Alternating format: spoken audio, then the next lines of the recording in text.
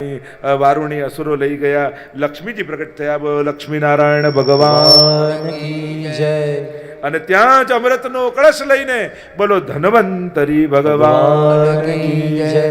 અને ધન્વંતરીને અમૃતનો કળશ જોયો અને બધા દેવો દાનવો દોડ્યા અને ત્યાં જ બોલો મોહિની ભગવાન કી જય. પ્રભુએ મોહિની રૂપ ધારણ કર્યું ને એવા મોહમાં ફસાવ્યા અને બધા દેવોને દાનવોને કહ્યું, આ ઉપરનું ઝોળ છે ને આ અમૃતનું, એમ કરું પહેલા દેવોને પીવડાવી દઉં, રગડો તો નીચે છે પછી તમને પીવડાવીશ. એવું સુંદર રૂપ લીધું કે બધા વાતોમાં આવી ગયા, વાત સાચી છે, ભલે ભલે પહેલા દેવોને પીવડાવો. અને ભગવાન પીવડાવતા જાય. રાહુને એમ થયું કે કંઈક ગડબડ છે. સૂર્ય અને ચંદ્રની વચ્ચે ગોઠવાઈ ગયો, અમૃત પી લીધું, ભગવાને સુદર્શન છોડ્યું અને શિરચ્છેદ થયો. રાહુ અને કેતુ બે બની ગયા. અમૃતનું પાન કરી લીધું. આગળ અસુરો બધા મર્યા છે. શુક્રાચાર્ય પાસે સંજીવની વિદ્યા, બધા દૈત્યોને જીવંત કર્યા. ફરી ચડાઈ કરી સ્વર્ગ ઉપર અને દેવતાઓ સ્વર્ગ છોડીને ભાગ્યા, પર્વતની ગુફાઓમાં જઈને છુપાયા. દેવતાઓની માતા અદિતિને ચિંતા થઈ, અરે મારા બાળકો દુઃખી છે. અને પોતાના પતિ કશ્યપ મુનિને કહ્યું કંઈક ઉપાય કયો. પયોવ્રતની વિધિ બતાવી. ફાગુન માસમાં દૂધ પીને 12 દિવસનું વ્રત બતાવ્યું અને ત્યાં અનુકૂળ સમય આવ્યો. ભાદરવા માસ આવ્યો, દ્વાદશી આવી અને બોલો વામન ભગવાન કી જય.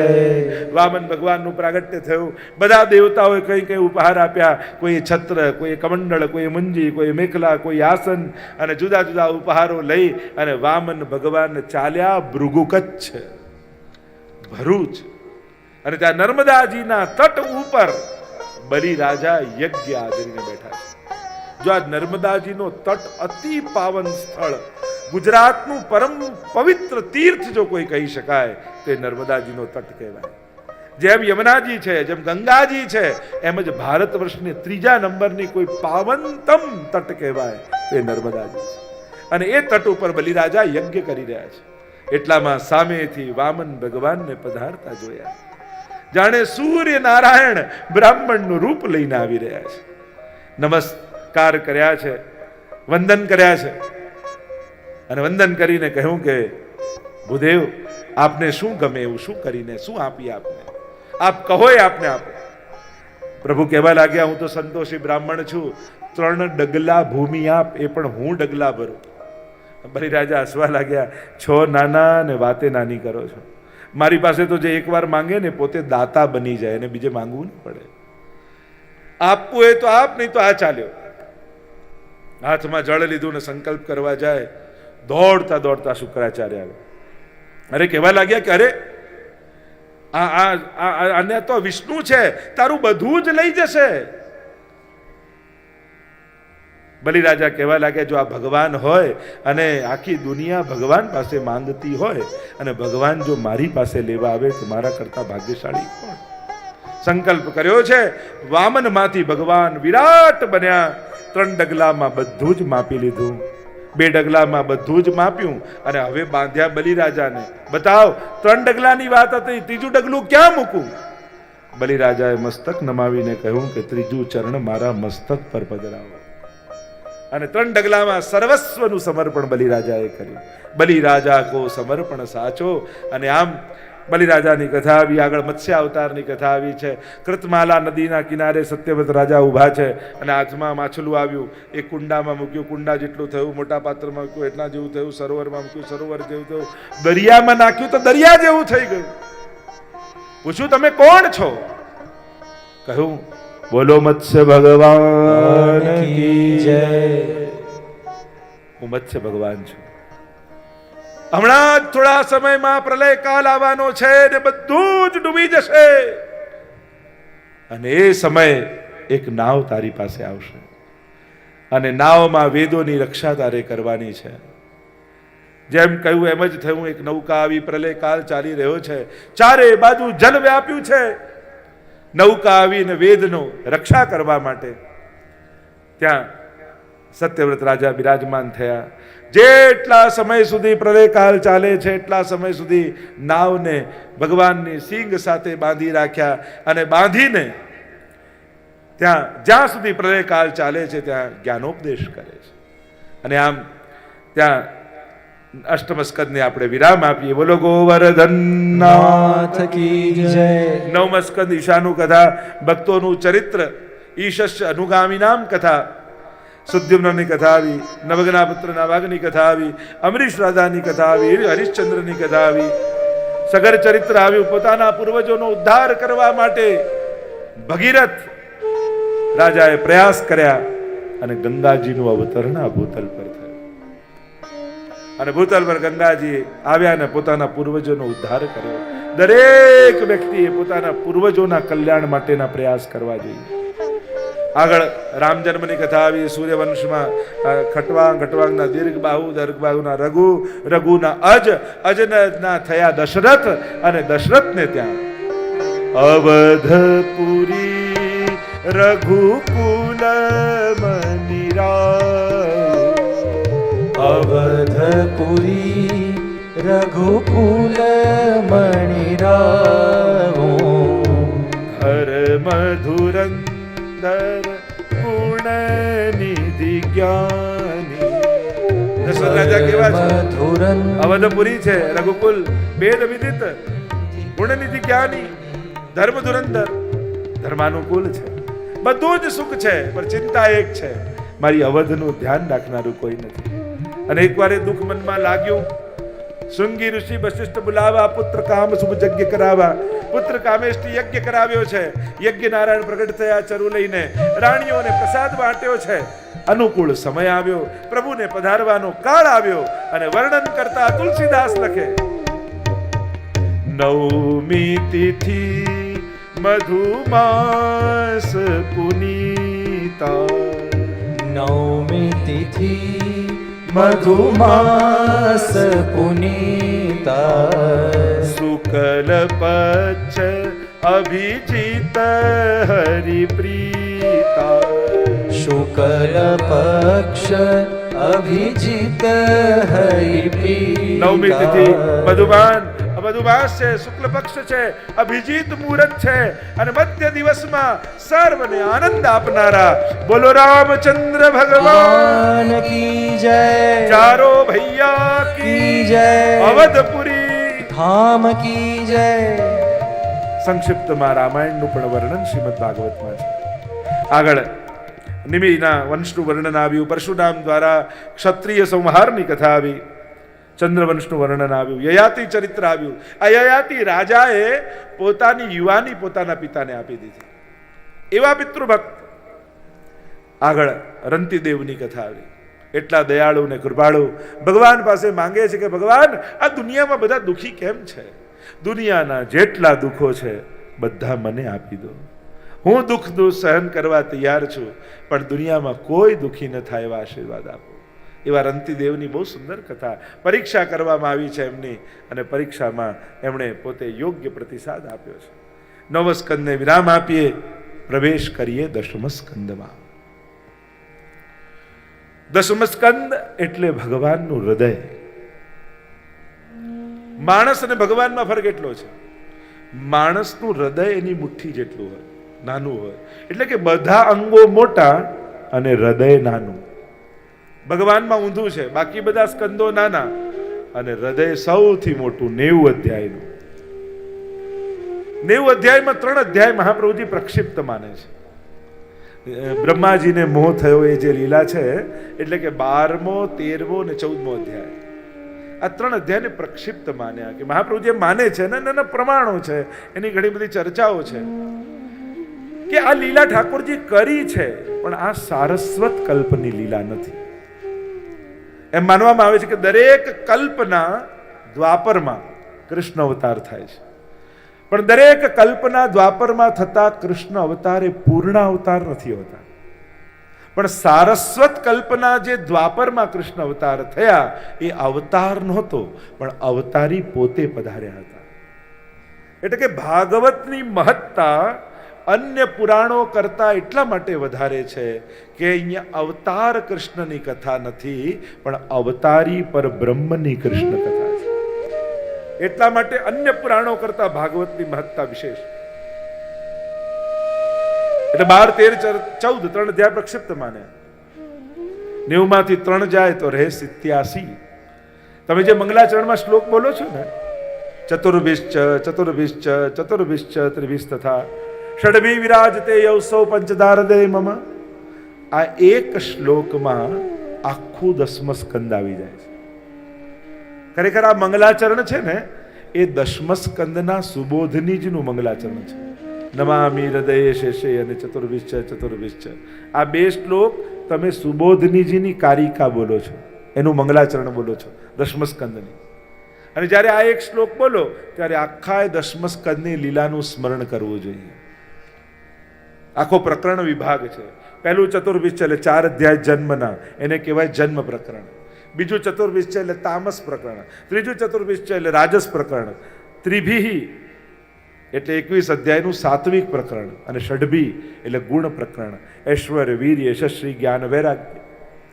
અને ટોટલ કરો તો 4 અધ્યાયનું જન્મ પ્રકરણ, 28 અધ્યાયનું તામસ પ્રકરણ, 28 અધ્યાયનું રાજસ પ્રકરણ, 21 અધ્યાયનું સાત્વિક પ્રકરણ અને 6 અધ્યાયનું ગુણ પ્રકરણ. ટોટલ કરો તો થાય 87. અને એમાં 3 ઉમેરો એટલે થયું 90 અધ્યાય. આइए दसम स्कंद में प्रवेश करते हैं.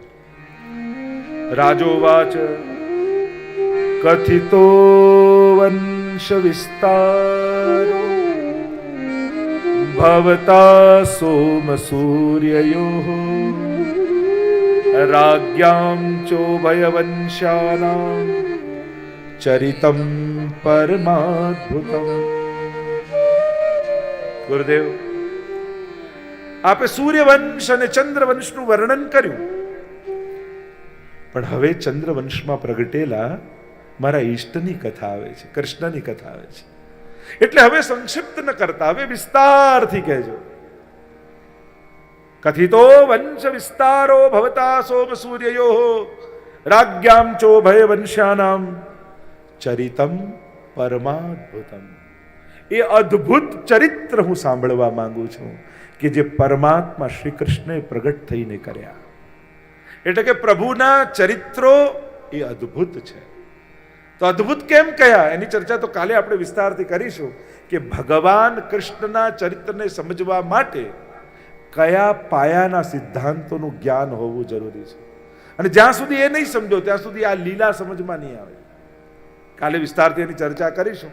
અત્યારે તો બધાને ગોકુળ જવાની ચિંતા છે કે આ જલ્દી ટ્રેન પકડીને ગોકુળ જતા રહીએ. લોકો વ્રજમાં જતા હોય ત્યારે ટ્રેનમાં બેસે ત્યારથી મનમાં એમ થાય વ્રજ ક્યારે આવશે, વ્રજ ક્યારે આવશે, વ્રજ ક્યારે આવશે. અને પાછી જેટલી ટ્રેનો છે બધી પછી રાતના જ પહોંચાડે છે આપણી તો ગુજરાતની. રાતના જ ઠાકોરજી પધાર્યા ને મથુરામાંથી ગોકુળ, એટલે બધાને એમ થાય ક્યારે ગોકુળ આવે. અને નંદ મહોત્સવમાં તો બધાને પકડી રાખવા એટલા અઘરા. એટલે આપણે અહીંયા થોડી વ્યવસ્થા જાળવીશું, અગાઉથી તમને થોડાક સાવધાન કરી દઉં છું. એટલે ત્યાંથી પછી દોરી વરી જ્યારે બાંધવામાં આવે એટલે બધા જ સ્વયં શિસ્ત પાળજો. આખો પંડાલ ભરાયેલો છે એટલે બધાએ સાચવવાનું છે, ધ્યાન રાખવાનું છે. અને કોઈ આવે અને થોડી જગ્યા હોય તો આપી દેવી.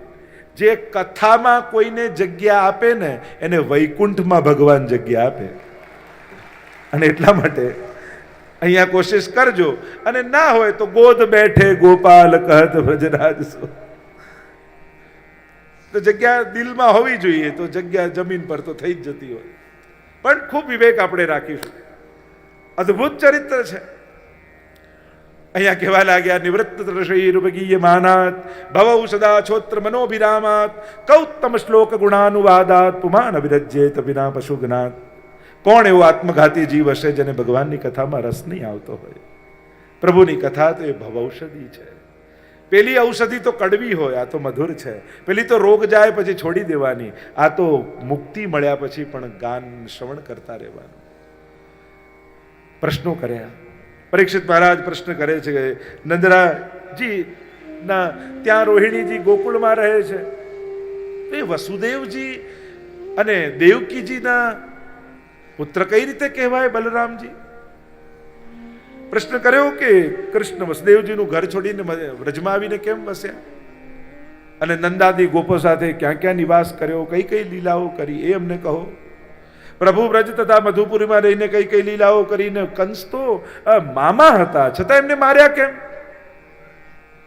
પ્રભુ દ્વારિકાપુરીમાં યદુવંશીઓ સાથે કેટલા વર્ષ નિવાસ કર્યો, પ્રભુની પત્નીઓ કેટલી હતી, અનેક પ્રકારના પ્રશ્નો કર્યા અને હાથ જોડીને કહ્યું, પૂછ્યું એ તો કહેજો, અને પૂછવાનું રહી ગયું હોય ને એ પણ કહેજો. અમે તો અલ્પમતીવાળા, અમને તો જેટલું જ્ઞાન હોય એટલા પ્રશ્નો કરીએ, પણ આપ તો મહાજ્ઞાની છો, પ્રભુના એક એક ચરિત્રને આપ જાણો છો, આપ વિસ્તારથી પ્રભુના ચરિત્રનું વર્ણન કરજો. અને જ્યાં આટલું કૃષ્ણ પરક પ્રશ્નો સુખદેવજીને પૂછ્યા ને, તો સુખદેવજીને તો સમાધિ લાગી ગઈ. અને એટલા માટે વચમાં આવ્યું, સુત ઉવાચ એવમ નિશમ્ય ભૃગુનંદન સાધુવાદમ વૈયા સકીસ ભગવાન અથ વિષ્ણુરાતમ. થયું કે વચમાં સુત ઉવાચ કેમ આવ્યું? કારણ કે સુખદેવજીની સમાધિ લાગી ગઈ એટલે પ્રભુને થયું કે હવે જો કથા અધૂરી રહી જશે તો આનો ઉદ્ધાર કેમ થશે? એટલે ભગવાન આના મનમાં આવ્યા સુખદેવજીના, અને હવેની કથા સ ભગવાન અથ વિષ્ણુરાતમ, એટલે કે હવેની કથા ભગવાન પોતે કહેશે. એટલે કે દસમ સ્કંદના વક્તા ભગવાન પોતે છે. પ્રશ્ન કરે છે, સુખદેવજી કહે છે કે તને ભૂખ તરસ લાગી હોય તો કંઈક પાણી પી લે, ભોજન કરી લે. અરે આપના મુખથી જ્યારે અમૃત પીતા હોઈએ તો પછી જલ અને ભોજનની કોણ ચિંતા કરે? ભૂમિ ઉપર ભાર વધવા લાગ્યો, અને ભાર એટલો વધ્યો કે પૃથ્વી પર ભાર ઉચકાઈ ન શક્યો. ગાયનું રૂપ ધારણ કર્યું, અને ગાયનું રૂપ ધારણ કરીને પૃથ્વી આવી બ્રહ્માજી પાસે. બ્રહ્માજીએ કહ્યું કે ભૂમિ, તારા દુઃખને હું જાણું છું, ચાલ ક્ષીરસાગર પર જઈને પરમાત્માને પુકાર કરીએ. તત્ર ગત્વા જગન્નાથમ દેવ દેવ વૃષા કપિમ પુરુષમ પુરુષ સુક્તેન ઉપતસ્થે સમાહિતા. અને ક્ષીરસાગરના તટ ઉપર જઈ પુકાર કરે, ઓ શ્રીનાથજી આવજો તમે, વાટ જોઈ રહ્યા ક્યારના અમે, અનેક જન્મથી જીવ આથડે આપ શરણની ખબર ના પડે. ધ્યાનમાં આવ્યા પરમાત્મા. બ્રહ્માજીને કહેવા લાગ્યા કે દેવતાઓને કહો જુદા જુદા રૂપ ધારણ કરીને બ્રજમાં પહોંચી જાય, હું થોડા જ સમયમાં બ્રજમાં આવીશ. અને દેવતાઓ ગયા બ્રજમાં. કોઈ ગાય બન્યું, કોઈ વાંદરા બન્યા, કોઈ પક્ષી બન્યું, કોઈ વૃક્ષ બન્યા, કોઈ કણ બન્યું, અને જુદા જુદા રૂપ ધારણ કરીને દેવતાઓ ગોઠવાઈ ગયા બ્રજમાં અને પ્રભુને પધારવાની પ્રતીક્ષા કરવા લાગ્યા. અહીંયા વસુદેવ અને દેવકીના વિવાહની કથા આવી. બધી જ તૈયારી કરે છે કંસ. મારી બહેનના લગ્ન છે, હું બધી વ્યવસ્થા કરીશ. બહેનને વળાવવાનો સમય આવ્યો ને, અને વળાવવાનો સમય આવ્યો એટલે સારથીને ઉતાર્યો નીચે ને કહ્યું, મારી બહેનના લગ્ન થયા છે, એને વળાવવા હું પોતે જઈશ. અને જ્યાં આ સ્વાર્થી સારથી બન્યો અને જ્યાં લગામ ખેંચવા જાય ને આકાશવાણી થઈ, હે મૂર્ખ, તું જેને વળાવવા જાય છે એનો 8મો ગર્ભ તારો કાળ થશે. અને જ્યાં હા વાત સાંભળી આવ્યો ક્રોધ, ખડગ ખેંચ્યું, કેસથી પકડ્યા દેવકીજીને, જ્યાં મારવા જાય અને દોડતા આવીને વસુદેવજી હાથ પકડ્યો અને હાથ પકડી સમજાવવા લાગ્યા, અરે તું મૃત્યુથી ડરે છે? મૃત્યુર જન્મ વતામ વીર દેહે ને સહજ આયતે. મૃત્યુ તો માણસના જન્મની સાથે પેદા થાય છે, અને આ તો તારી નાની બેન છે. નાની બેનને મારીશ, નાની બેન તો દીકરી સમાન કહેવાય, એને મારીશ તો તારી યશ, કીર્તિ, ધન, વૈભવ બધો નાશ થઈ જશે. અહીંયા વસુદેવજીમાં વાસુદેવ વસ્યા. વિશ્વાસ બેસો, અરે મારો શત્રુ તો 8મો છે ને, અને 8મો છે, અત્યારે એની બીક છે નહીં. 6 બાળક થઈ ગયા, અને 6 બાળક થયા. નારદજીને એમ થયું કે ઘડો ભરાશે નહીં તો ફૂટશે કેમ? જઈને કંસ પાસે સમજાવે છે કે આમાં પહેલો કયો ને 8મો કોણ, કેમ સમજાવે? એક ફૂલ લીધું ને કહ્યું જો પહેલીથી ગણે તો 8મી આ થાય, આનાથી ગણે પહેલી તો 8મી આ થાય, આનાથી ગણે તો 8મી આ થાય. બધી પહેલી ને બધી 8મી, આમાં ખબર કેમ પડે 8મો કોણ? ક્યાંક દેવતાઓ તને છેતરી ન જાય. કુબુદ્ધિ થઈને કંસે 6 બાળકોને મારી નાખ્યા. શેષજી 7મા બાળક તરીકે આવ્યા. માયાને આજ્ઞા કરી કર્ષણ કરો ને રોહિણીજીના ગર્ભમાં પધરાવ્યા. પ્રભુને પધારવાનો કાળ આવ્યો. ગ્રહ નક્ષત્રો દિશાઓ અનુકૂળ થયા અને વર્ણન કરતા સુખદેવજી લખે, અથ સર્વ ગુણોપેત કાલઃ પરમ શોભનઃ યર્હેવાજરજન્મક્ષ શાંતક્ષ ગ્રહ તારકમ દિશઃ પ્રસેદુર ગગનમ નિર્મલોડુ ગણોદયમ મહીમંગલ ભૂઇષ્ઠ પૂરગ્રામ વ્રજાકરા. ગ્રહ નક્ષત્રો પોતપોતાના સ્થાને ગોઠવાયા. દિશાઓ દૈદીપ્યમાન થવા લાગી. આકાશમાં મંગલ ધ્વનિઓના સ્વરો ગુંજવા લાગ્યા. અપ્સરાઓને થયું કલાનિધિ પધાર્યા છે, અમારી કલા સમર્પિત કરીએ. અપ્સરાઓ નૃત્ય કરવા લાગી. સુંદર મંગલ ધ્વનિઓ વાગે છે. પ્રભુને પધારવાનો કાળ આવ્યો છે. શ્રી ગિરિધર આગે નાચુંગી, શ્રી ગિરિધર આગે નાચુંગી. नाच नाच पियर सी करी जाऊं, नाच नाच पियर सी करी जाऊं. प्रेमी जन को जाचूंगी, श्री गिरधर आगे नाचूंगी. મધ્યરાત્રિનો સમય આવ્યો. તમદ્ભુતમ બાલકમંબુજે ક્ષણમ ચતુર્ભુજમ શંખ ગદાદ્યુદાયુધમ શ્રીવત્સ લક્ષ્મંગલ સૌવિકૌસ્તુભમ પીતાંબરમ સાંદ્ર પયોદ સૌભગમ. ચતુર્ભુજ રૂપે નારાયણ કારાગૃહમાં પ્રગટ થયા. ચારે બાજુ તેજ વ્યાપ્યો છે. વસુદેવ દેવકીને પૂર્વ જન્મની યાદ અપાવી છે. કહ્યું, મને ટોપલામાં પધરાવીને લઈ જાઓ ગોકુળમાં. માયાનો જન્મ થયો છે અને એક વ્રજવાસી, એક વ્રજભક્ત માથે ઝાંપીજી લઈને જેમ વ્રજયાત્રા કરવા નીકળ્યા હોય એમ વસુદેવજી માથે ઠાકોરજીને લીધા અને વ્રજ તરફ આગળ વધ્યા છે. જ્યાં માથે પ્રભુ આવ્યા તો બધી બેડી ખોલી ગઈ. જેના માથે ઠાકોરજી બિરાજે ને એની બધી બેડીઓ ખુલી જાય. એટલે પુષ્ટિ માર્ગમાં તમારા ઘરે ઠાકોરજી નથી પધરાવતા, તમારા માથે ઠાકોરજી પધરાવીએ છે. આપણે શું મારા માથે કયું સ્વરૂપ બિરાજે છે, તમારા માથે કયું સ્વરૂપ બિરાજે છે, આપણે એમ પૂછીએ છીએ. એમ પૂછીએ તમારા ઘરે કયું સ્વરૂપ બિરાજે છે. આપણે તો માથે લઈને ઠાકોરજીને પધરાવીએ છીએ. અને જ્યાં વસુદેવ દેવકી અને આજ્ઞા કરી છે માથે પધરાવ્યા પ્રભુને, ચાલ્યા છે ગોકુળ તરફ. યમુનાજીને ચરણોના સ્પર્શ કરાવ્યા છે. ચરણ પંકજ રેણુ શ્રી યમને જુદે આવ્યા છે ગોકુલ. અને ગોકુલમાં માયાને લીધી પ્રભુને પધરાવ્યા અને પાછા આવ્યા. પાછી બેડીઓ લાગી ગઈ. દ્વારપાલો જાગી ગયા. દોડતા દોડતા કંસને જઈને સમાચાર આપે છે, મહારાજ મહારાજ અષ્ટમ ગર્ભનો પ્રસવ થયો ને દીકરી થઈ છે. દોડતા આવ્યા. કંસ દીકરો હોય કે દીકરી આ મારો શત્રુ છે. જ્યાં પછાડવા જાય આકાશમાં ગઈને અષ્ટભુજાળી માયા થઈ અને અનેક રૂપ ધારણ કરીને નામથી પૂજાયા છે. અને કહ્યું, મૂર્ખ, તને મારનારો તો ક્યારનો બીજે પહોંચી ગયો છે. અહીંયા બધા જ અસુરોને ભેગા કરીને સભા કરી છે. જેને કંસની સભામાં જવું હોય એ મીટિંગમાં જાય અને જેને મારી જોડે ગોકુળમાં આવવું હોય ગોકુળ ચાલે. અને અહીંયા ગોકુળમાં રાતના સમયે મંગલ મંગલ સ્વપ્નો આવી રહ્યા છે નંદ બાબાને. નંદ બાબા સૂતા હોય ને સ્વપ્નમાં દેખાય એક નાનકડું બાળક ચરણમાં નુપુર ધારણ કર્યા છે ને છમ છમ છમ છમ છમ છમ કરતું નંદાલયના આંગણામાં દોડી રહ્યું છે. નંદ બાબાની આંખો ખુલે, અરે આ બાળક કોણ છે? અને જુએ તો રાતનું અંધારું એટલે પાછા સૂઈ જાય એટલે સ્વપ્નમાં દેખાય એક નાનકડું બાળક ચારે બાજુ ગાયોથી વીંટળાયેલું છે.